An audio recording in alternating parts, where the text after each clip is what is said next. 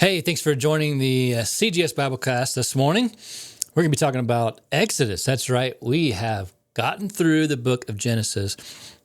Obviously, skip some stuff. So if you haven't read the whole thing, make sure you go in and read some of the good stuff there.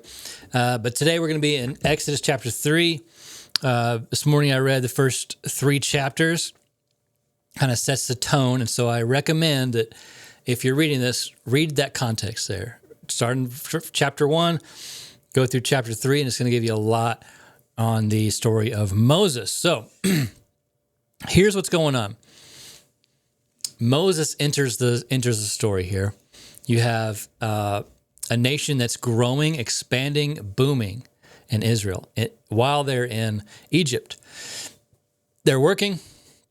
Pharaoh sees, they have a new Pharaoh. Pharaoh sees that they're becoming powerful because they're having babies so fast, and they're just...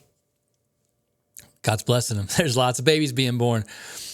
So he tries to get the midwives to kill them. They won't do it. They secretly just don't do it because they're like, I'm not going to kill a baby.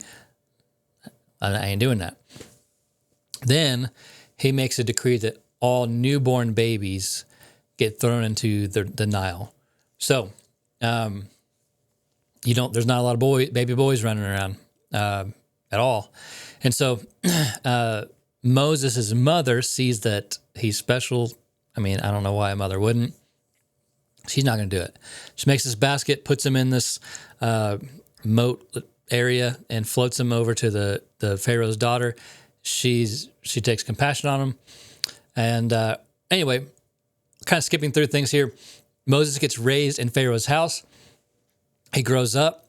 As a young man, he wants to kind of see how his people are living. He goes out and he's shocked at the living conditions. There's this guy that is beating up a Hebrew, and Moses is like, I can't stand for this. So he kills the guy, buries him in the sand, and people see it. He freaks out. He hears that Pharaoh actually wants to kill him, and so Moses flees into the wilderness and meets these girls. They're getting harassed by these shepherds. He steps in, saves the day, goes to the father, and the father is like, yo, thanks. Why don't you marry one of my daughters? So Moses starts building his family, has a baby, and he's out he's out for a walk one day, and all of a sudden, there's this burning bush. This messenger of God is in this bush, and it's burning, it's on fire. He walks up to it, is like, why is this bush on fire and why is it not being consumed? I don't understand it. God speaks to him, and as he's speaking to him, he says this in verse 9 of chapter 3. Oh, gosh. Whew, there we go.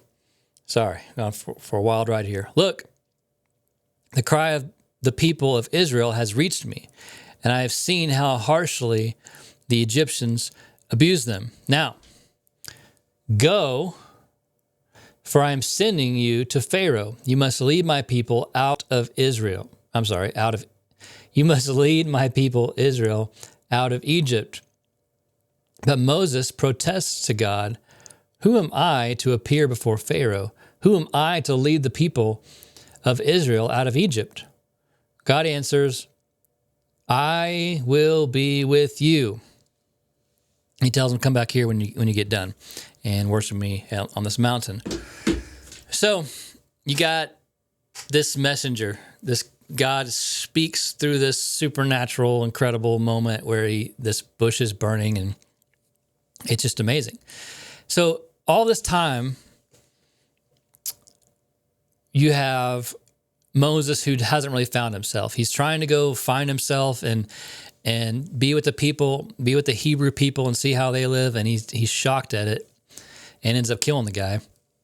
So he runs away. He's separated from his people. He gets married. He's not really with his people here either. And he's out for a walk. And God's like, I'm going to send you in here. He's a young man. He's got his own issues. He's like, listen, who am I? And so he keeps asking God, why me?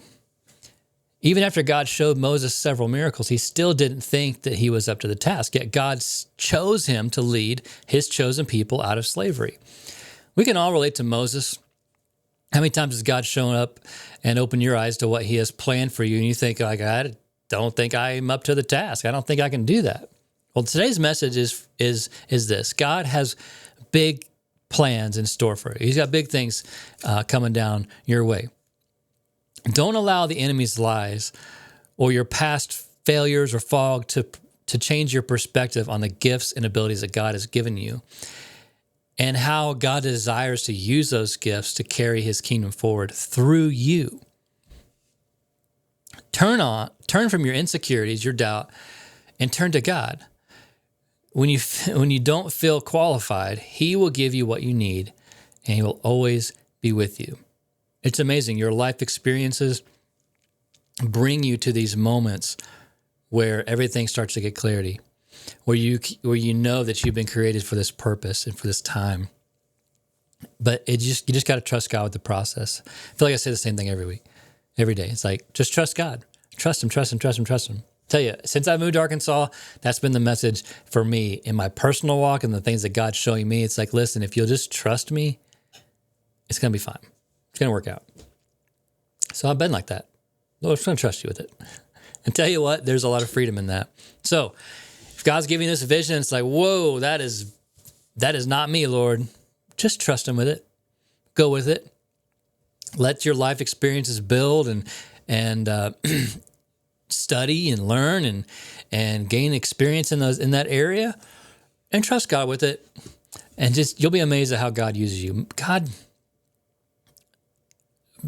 frees the people through Moses. Like his nation is free, and it's this huge moment in the history of all humans, and it happens through Moses as he's used by God. He'll use you in similar ways if we let him and if we trust him. All right. Have a wonderful day. Be blessed.